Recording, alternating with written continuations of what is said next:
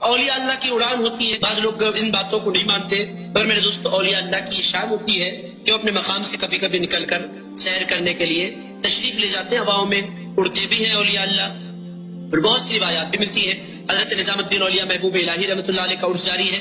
انہوں نے اپنی کتاب میں بہت خوبصورت واقعہ لکھا. وہ کہتے ہیں 2 اللہ کے نیک ابدال، جو 40 ہوتے ہیں ابدال، ان میں سے 2 خانقاہ غوث اعظم دستگیر بغداد شریف سے اڑتے ہوئے جا رہے تھے. 2 جا رہے تھے، 2 ابدال اڑتے اڑتے جا رہے تھے. اڑتے ہوئے ایک نے کہا ارے بڑے پیر کی خانقاہ آ رہی ہے، مجھے نیچے اترنا پڑے گا. دوسرے نے کہا بڑے پیر تھوڑی بیٹھے ہیں، خانقاہ ہے. خانقاہ ہوتی ہے خانقاہ، وہ بھی ولی ہے میں بھی ولی ہوں، اڑنے میں کیا ہوگا، اڑنے میں کوئی حرج نہیں ہے. جو بعد اب اتر گیا تھا وہ تو سلامت رہا. یہ کون کہہ رہا ہے؟ نظام الدین اولیاء محبوب الہی فرماتے ہیں. اور دوسرا جو تھا جس نے کہا اترنا لازمی نہیں، اوپر سے جانے کی کوشش نے کی، ساری ولایتیں ایک لمحے میں سلب ہو گئی. اور مولانا جلال الدین رومی 7-8 سال کی عمر ہے، گھر سے نکلے، باہر گراؤنڈ تھا، بچے جمپ لگا رہے تھے. تو مقابلہ ہو رہا تھا بھی زیادہ اونچا جمپ کون لگاتا ہے. رومی نے مصطفیٰ پہ درود پڑھا، جمپ لیا، اتنے بلند ہوئے کہ آنکھوں سے اوجل ہو گئے. بچے ڈر کے بھاگ گئے گھر کی طرف. ماں دوڑتی ہوئی آئی، گراؤنڈ میں دیکھا تو رومی وہاں بیٹھے درود پڑھ رہے تھے. ماں نے پوچھا میرے بیٹا کدھر گئے تھے؟ کہا اماں گراؤنڈ میں آیا تھا، بچے جمپ لگا رہے تھے. میں نے کہا حضور کے غلام ہو، ذرا ٹھیک کر کے لگاؤ، پہلے آسمان تک تو جاؤ. تو بیٹا پھر کیا ہوا؟ کہا اماں انہوں نے کہا ہم سے نہیں لگتے، تو لگا. ماں نے کہا بیٹا پھر؟ کہا اماں پھر میں نے جمپ لیا. بیٹا پھر کیا ہوا؟ کہا ماں تیرے پلائے ہوئے مقدس دودھ کی قسم ہے، جب میں نے جمپ لیا پہلا آسمان پیچھے رہ گیا، میں آگے نکل گیا.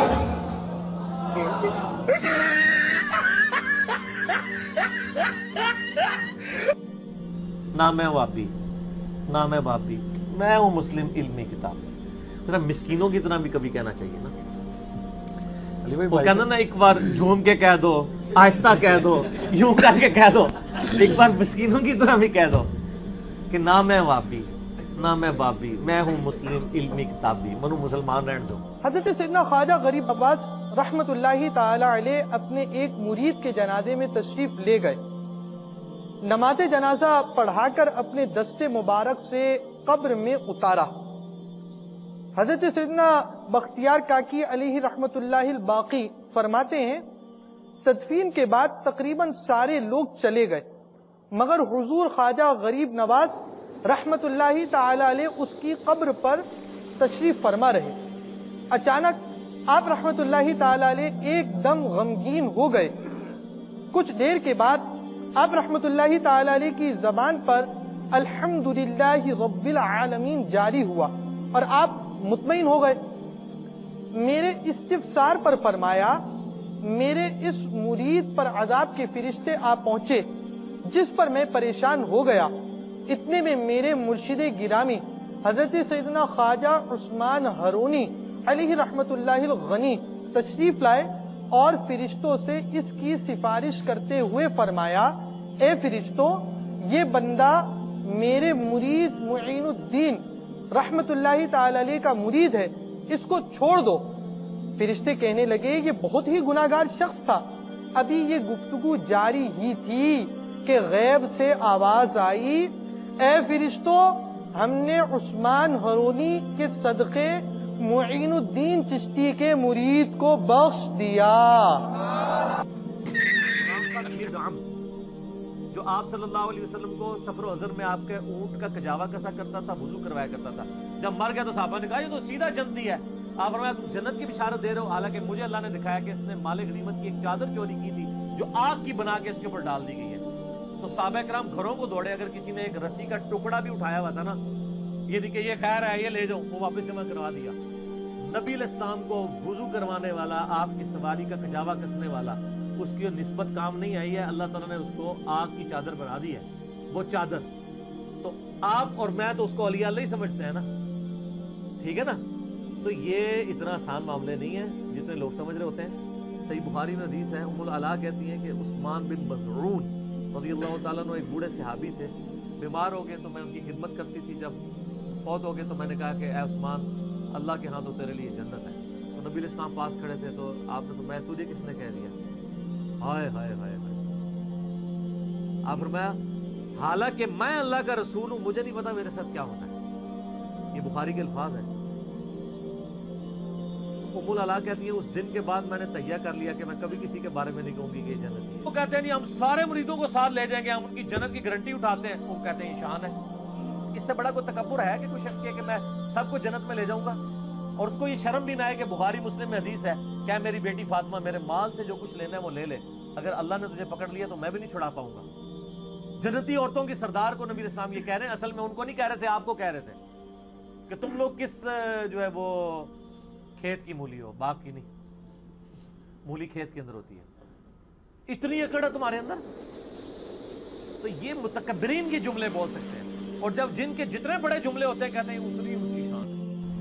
अरे सहरी के हवाले से ज़रा ये गलत फहमी और दूर कर दें, क्योंकि मैंने एक नमाज़ पढ़ने का इत्तेफाक हुआ, उसमें मसला डिस्कस कर रहे थे, हनफी आलिम थे, कि अगर किसी को ये गुमान हुआ सहरी करते हुए कि अभी सहरी का वक्त नहीं निकला है, और जब उसने सहरी कर ली तो पता चला सहरी का वक्त तो गुजर गया, उसको गलती लगी, तो बहरहाल वो रोज़े की कज़ा करेगा, ठीक है, उसका रोज़ा नहीं होगा, लेकिन वो अफ्तार तक भूखा रहेगा, हाँ? खा पी नहीं सकता। क्यों?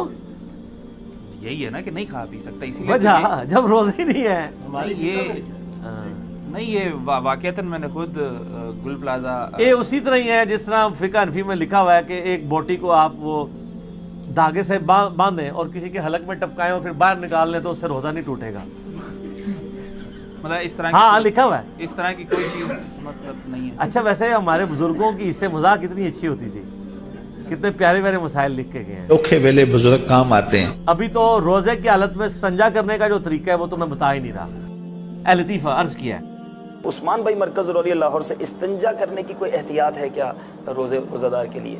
उसको इसके अंदर ये है कि मुबालगा करने से मना किया गया है, और एहतियात ये है कि रोज़े की हालत में सांस ज़्यादा ना ले, ठीक है, जब इस्तिंजा कर रहा हो। हाँ, और थोड़ा सिमट के बैठे, ठीक है, ज़्यादा फैल के ना बैठे कि बाज़ औक़ात पानी जो है वो इसके मैदे तक पहुंच सकता है जिससे रोज़ा टूट जाएगा। ठीक है, तो उसमें ये कुछ एहतियात ज़रूरी है, सांस ज़्यादा ना लिया जाए जब इस्तिंजा कर रहे हो। और इसमें करना ही चाहिए जब आप इस्तिंजा करने के लिए बैठे यानी शुरू करें तो उस वक्त सांस ऊपर लेकर सांस को रोके और उसके बाद इस्तिंजा करें, और उसके बाद धीरे धीरे सांस को छोड़ दें। मगर ये कि लैट्रिन धोते वक्त अगर कोई बहुत ज्यादा ऊपर को सांस खींचेगा तो ऐसी सूरत में पानी अंदर जाने का अंदेशा रहता है जिससे रोजा फासिद हो जाए। सर देख लें बुजुर्गों की तालीमात कैसी हैं कि लोग तो अपनी औलाद की करतूत की वजह से मुंह छुपाते फिरते हैं, और ये अपने बुजुर्गों के करतूतों की वजह से मुंह छुपाते फिर रहे हैं। देख लेना यार की लिख के गए यार, ये के लिख छड़ा ने। मगर हर शख्स का ऐसा हो ऐसा नहीं है, 1000 में से शायद 1-2 मामले ऐसे होते होंगे, शायद ही, वो भी कंफर्म नहीं है, लेकिन अमूमन ऐसा नहीं होता। ये लोगों के जहन में क्या होता है कि सवाल सुन के थोड़ा वसवसा आ जाता है कि हमने भी मतलब इस बात में ध्यान नहीं दिया कि हमारा रोजा रहा या नहीं रहा, तो इससे रोजे पे अक्सर कोई फर्क नहीं पड़ता नॉर्मली धोने में। तो इस बात का ख्याल रखें कि ज्यादा ऊपर सांस ना चढ़ाएं, बल्कि सांस रोके और नीचे को छोड़े, और ना ही ज्यादा जोर लगाकर लेटरिन को धोने की कोशिश करें कि अगर पैखाने का मकाम बाहर आएगा और उसमें पानी उस पे लगकर पानी अंदर चला जाएगा तो ऐसी सूरत में भी रोजा जाने का अंदेशा है। हमारे बुजुर्गों को ये भी नहीं पता था कि अंडर ग्रेविटी चीजें नीचे आती हैं या ऊपर चढ़ती हैं। न्यूटन्स लॉ जो ग्रेविटी है वो भी उनको नहीं पता था। तेरा बाप यहाँ दीन लेके आया था, वही आया था गजनी से ले। यहाँ शजर इस्लाम तेरे दादे ने नहीं बोया, बाबे ने बोया। अच्छा तुसी दस दो किस वास्ते ऐसा मैं दसांगा वो काम भी सही नहीं किया। दीन वास्ते आए ना, केड़ा दीन?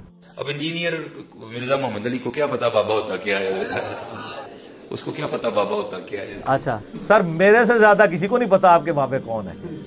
आपके बाबों को भी पता नहीं था कि वो क्या थे। अच्छा वो मसला गलत है जी जो आप वो अनफी आलम का कह रहे हैं, ऐसा कोई मसला नहीं है। बाकी ये है कि अगर कोई शख्स मतलब लेट उठता है तो अब उस पर यह वाजिब नहीं कि 8 पैरा रोजा रखे।